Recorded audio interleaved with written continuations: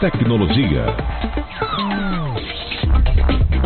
4h36 e hoje dia importante para o comércio eletrônico, dia de divulgação do relatório Web Shoppers. E a Ebit faz esse monitoramento, acompanha as movimentações do comércio eletrônico no Brasil, que vem crescendo ano após ano, vem apresentando evolução, não passou, vamos dizer assim, sem ileso pela crise que atinge o Brasil, mas o relatório traz desenhos interessantes, projeções interessantes sobre o mercado do comércio eletrônico, para onde caminha o consumidor, para onde caminham os empresários.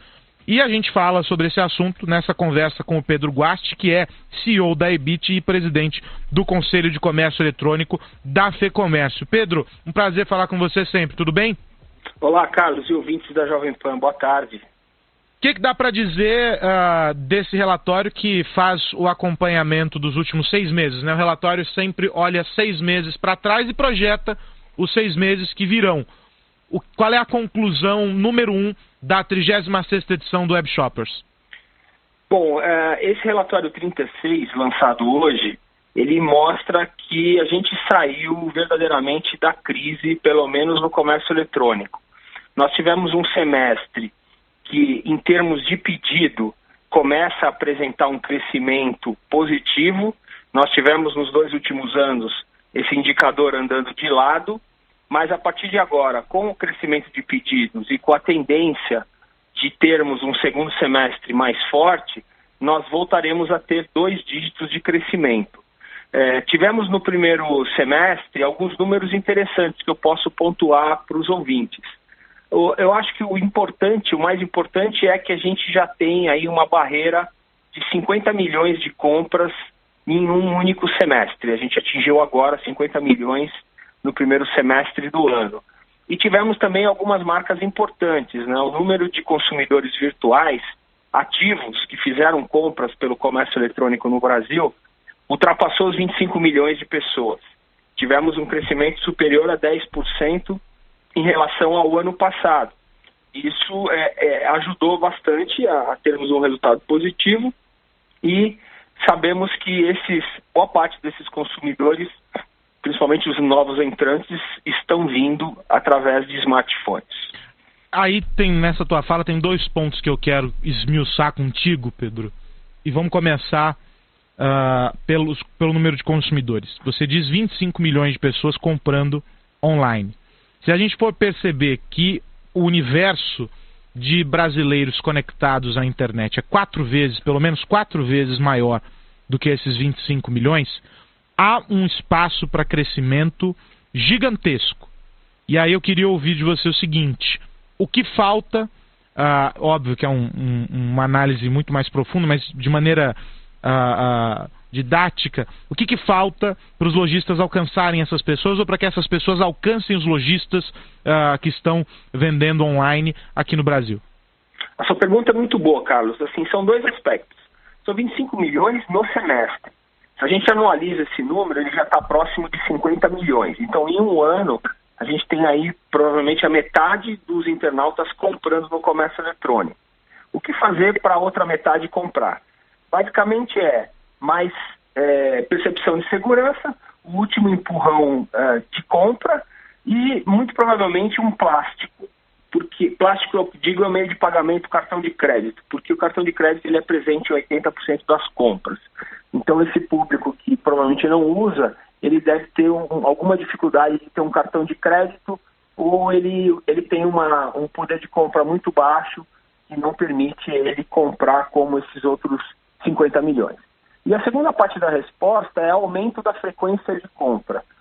Os consumidores gostam do comércio eletrônico cada vez mais, compram de tudo, mas ainda falta aquele hábito de compras recorrentes, de usar o comércio eletrônico para as compras do dia a dia que hoje ainda estão acontecendo em supermercados, em farmácias, em lojas de departamento, e que as pessoas podem, daqui a alguns anos, comprarem, inclusive aquela compra recorrente do mês, de limpeza, de higiene e limpeza da casa, de alimentos. Isso faz com que a frequência aumente. Agora, Pedro, e aí eu parto para a segunda etapa da minha pergunta. Você falou sobre os dispositivos móveis.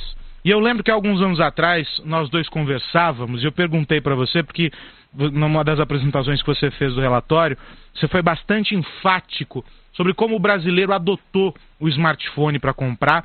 Há razões culturais para isso, há razões que envolvem a infraestrutura, ou seja, a banda larga acabou não chegando para em algumas regiões como o smartphone chegou, ou seja, o acesso móvel, ainda que precário, né, usando 2G para acessar a internet, etc. O que explica esse crescimento rápido e tem sido cada vez mais veloz o crescimento, o compasso do crescimento das compras a partir de dispositivos móveis? O que explica essa paixão do brasileiro pelo dispositivo móvel na hora de comprar e em que pé nós estamos quando colocados em um cenário global? Então, quando nós falamos lá atrás, ainda a presença do 2G, né, da internet lenta, ela era presente de forma mais contundente nas maiorias das cidades no Brasil. Hoje, um recente estudo que foi divulgado mostra que a gente já tem 3G e 4G em mais de 90% da população brasileira. São aproximadamente 5 mil municípios atendidos com 3G e 4G. Então, isso muda bastante o cenário. Se a gente imaginar que hoje a gente tem praticamente 90% da população que tem possibilidade de comprar pela internet usando smartphone, essa nossa aposta de rápido crescimento ainda dobra, tá?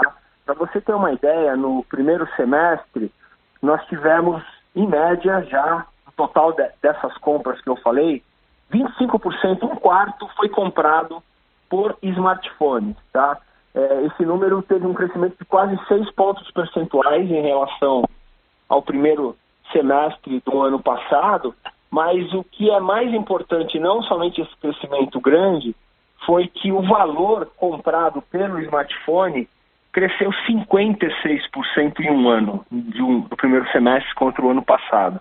Ou seja, as compras pelo telefone móvel, por smartphone, cresceram muito mais do que a média do comércio eletrônico.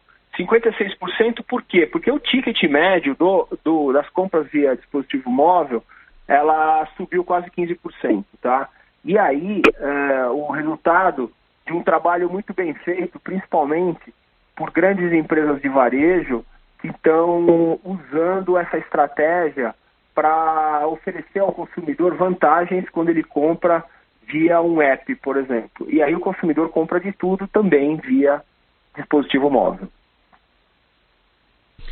Para a gente poder concluir, Pedro, projeções. Saímos da crise, pelo menos do comércio eletrônico.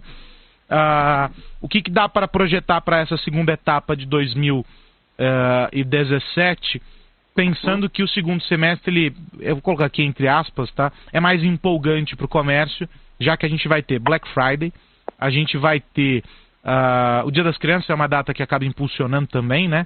E temos o Natal. Você tem razão, Carlos. O segundo semestre ele é muito desafiador para os varejistas devido a essas datas comemorativas e principalmente o Black Friday.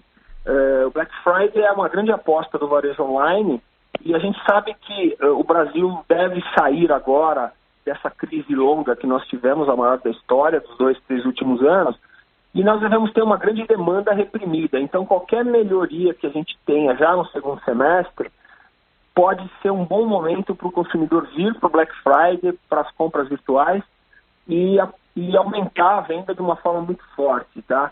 A gente estima na EBIT que o segundo semestre deva render entre 12% e 15% de faturamento superior em relação ao ano passado, e isso vai fazer com que a gente chegue muito perto dos 49 bilhões de faturamento, oxalá chegando aí aos 50 no final do ano, até superando essa marca.